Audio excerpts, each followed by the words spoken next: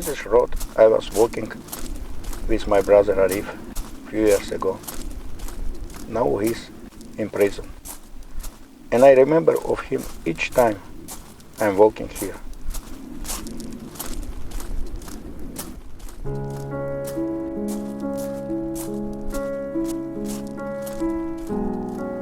I wake up every day by thinking about him and his wife Leyla. I read all the media reports and looking for any good news about them.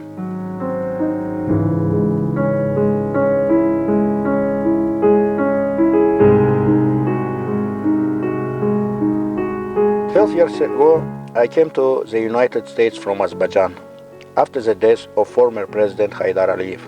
There was illegal transfer of power from Father Haydar to his son Ilham. The election was won by Issa Gambar, the chairman of the party Musavat. Unfortunately, we couldn't secure the victory legally. I was chief of staff of the Azeri government, and then I was chief of staff of the parliament of Azerbaijan. After coming to power of President Haydar Aliyev, I resigned. After that, I was at the forefront of the opposition and at the height of the repression, so I was forced to immigrate from the country with my family. Otherwise, I couldn't avoid arrest.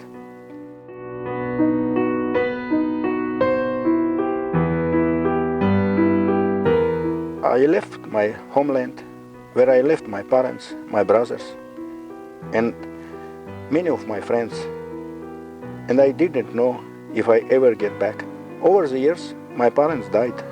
I couldn't spend time in their last journey. Many of my close friends from the opposition are still in jails of the Aliyev's regime.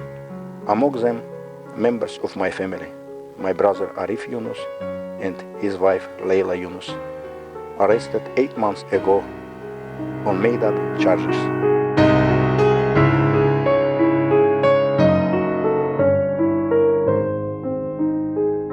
A few years ago, Arif came to visit me. I still remember how I tried to convince him not to return to Azerbaijan. I remember his reply: "If we leave, then who will build democracy there? And who will protect human rights in Azerbaijan?" I am proud of my brother and his heroic wife, Leyla. My name is Ramis Yunus. Arif and Leyla Yunus is my member of my family, now in jail.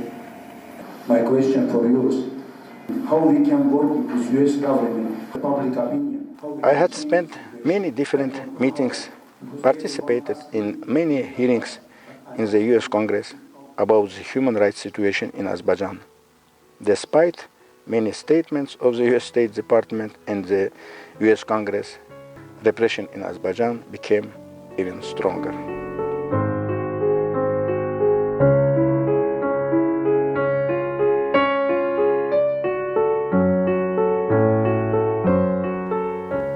Unfortunately, today problems of Azerbaijan are not in the first place of the agenda of US foreign policy, and many are poorly informed about the realities as the regime in Baku uses to its great benefit. Given good oil and gas reserves, the European Union and the United States use double standards and close their eyes of the presence of such a large number of political prisoners in Azerbaijan, a member of the Council of Europe. And because in this situation, I decided to go directly to the President of the United States with an open letter about the fate of my brother and his wife. So I feel personally intervene and help me save my brother and his wife, who are of the edge of death as they are constantly being bullied in prison morally and physically, and they both are 60 years old. I hope the President Obama will have the opportunity to read this letter and do everything possible to save them. I hope that the United States will not sacrifice my family for the sake of its energy security.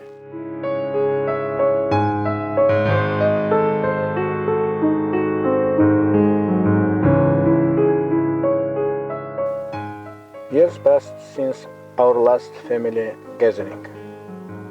I go to Baltimore very often to remember my brother's last visit here. Many places in this city remind me of him and Baku, the city where I came from.